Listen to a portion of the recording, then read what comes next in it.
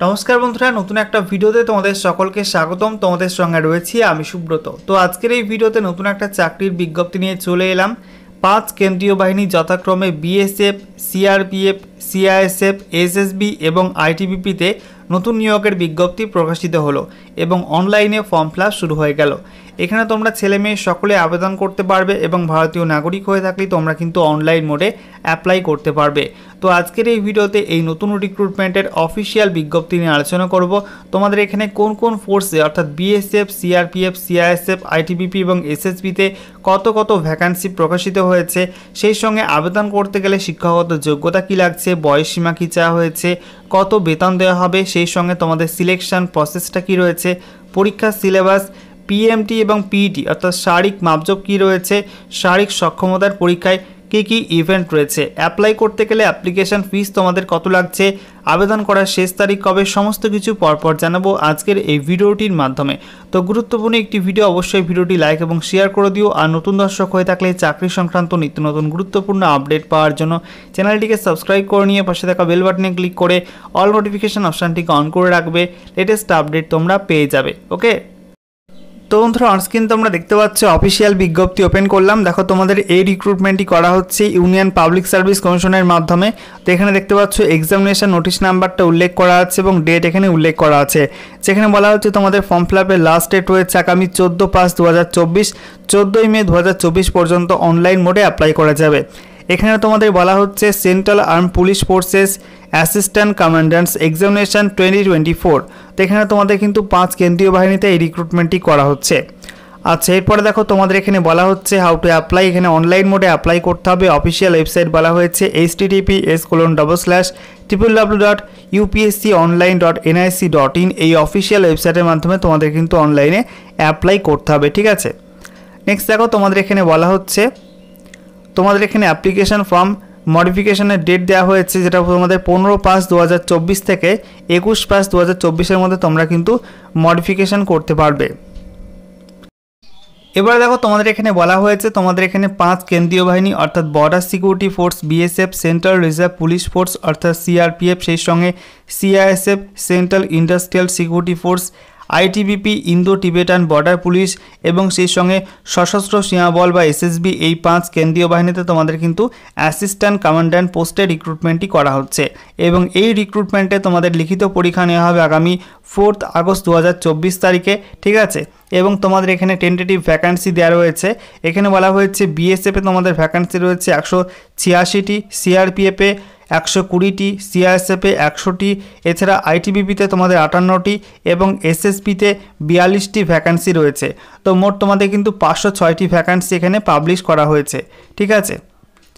Next দেখো তোমাদের এখানে এক্সাম সেন্টার কোথায় কোথায় রয়েছে। তোমাদের এখানে কিন্তু অল ওভার ইন্ডিয়া জুড়ে এক্সাম সেন্টার রয়েছে। এর মধ্যে আমাদের পশ্চিমবঙ্গের জন্য বলা হয়েছে তোমাদের এখানে পশ্চিমবঙ্গের জন্য দেখতে পাচ্ছ কলকাতায় কিন্তু এক্সাম সেন্টার তোমরা পেয়ে যাচ্ছ। বলা হয়েছে এলিজিবিলিটি কন্ডিশন, যেখানে তোমাদের প্রথমে বলা হচ্ছে অবশ্যই তোমাকে এখানে অ্যাপ্লাই করতে গেলে ভারতীয় নাগরিক হতে হবে এবং সেক্স বলা হয়েছে both male and female candidates অর্থাৎ ছেলে মেয়ে সকলে কিন্তু এই অ্যাসিস্ট্যান্ট কমান্ড্যান্ট পোস্টের জন্য অ্যাপ্লাই করতে পারবে।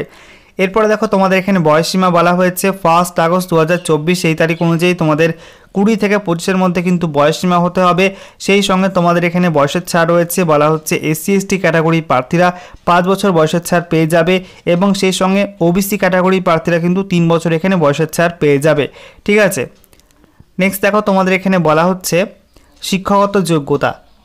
এখানে বলা হয়েছে candidate must hold a bachelor's degree of a university incorporated by an act of the central or state legislature in India or other educational institution established by an act of parliament or declared to be deemed as university under section 3 of the University Grants Commission Act 1956 or possess an equivalent qualification। অর্থাৎ তোমাদের এখানে বলা হচ্ছে তোমাদের যে কোনো স্বীকৃত বিশ্ববিদ্যালয় থেকে তোমাদের কিন্তু ব্যাচেলার ডিগ্রি বা গ্র্যাজুয়েশন পাস করতে হবে যে কোনো শাখায়, তাহলে তোমরা এখানে অ্যাপ্লাই করতে পারবে। ওকে, এরপরে দেখো তোমাদের এখানে অ্যাপ্লাই করতে গেলে অ্যাপ্লিকেশন ফিস কত লাগছে। এখানে অ্যাপ্লিকেশন ফি তোমাদের লাগবে 200 টাকা এবং অ্যাপ্লিকেশন ফি তোমরা কিন্তু অনলাইন বা অফলাইন যে কোনো মোডেই পে করতে পারবে। তার সঙ্গে দেখো তোমাদের বলা হচ্ছে সমস্ত মহিলা প্রার্থী, এসসি এসটি প্রার্থীদের ক্ষেত্রে কিন্তু কোনো রকম অ্যাপ্লিকেশন ফি লাগবে না, তারা কিন্তু ফ্রিতে এখানে অ্যাপ্লাই করতে পারবে।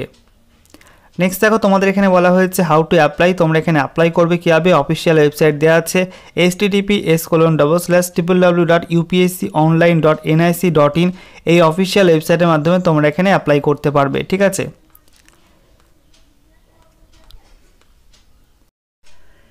নেক্সট দেখো তোমাদের সিলেকশন প্রসেস কী রয়েছে।